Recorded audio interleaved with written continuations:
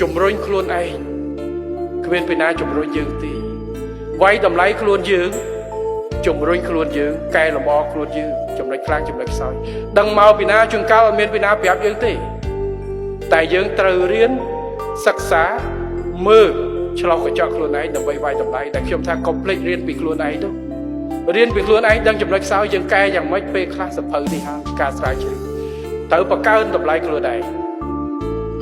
ហើយយ៉ាងហោចណាស់នៅពេលដែលយើងមានតម្លៃខ្លួនឯងយើងសប្បាយចិត្តខ្លួនឯងទៅព្រោះយើងមានឱកាសច្រើនសមត្ថភាពម្ចាស់ការខ្លួនឯងកាន់តែច្រើនបើថាកន្លែងហ្នឹងมันមានលទ្ធភាពក៏អាចមានតែបើយើងអត់មានសមត្ថភាពអត់មាននៅវិធីសាស្ត្រដើម្បីពង្រឹងខ្លួនឯងទៅជាក្របពេញនេះហើយកន្លែងណាក៏យើងកប់ដែរ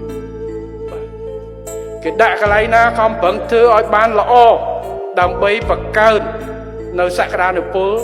ដើម្បីចាប់យកឱកាសជំហានបន្ថែមទៀតហើយក្នុងនោះការពង្រឹងខ្លួនឯងការរៀនសូត្រពីខ្លួនឯងអានឲ្យច្រើនរៀនឲ្យច្រើន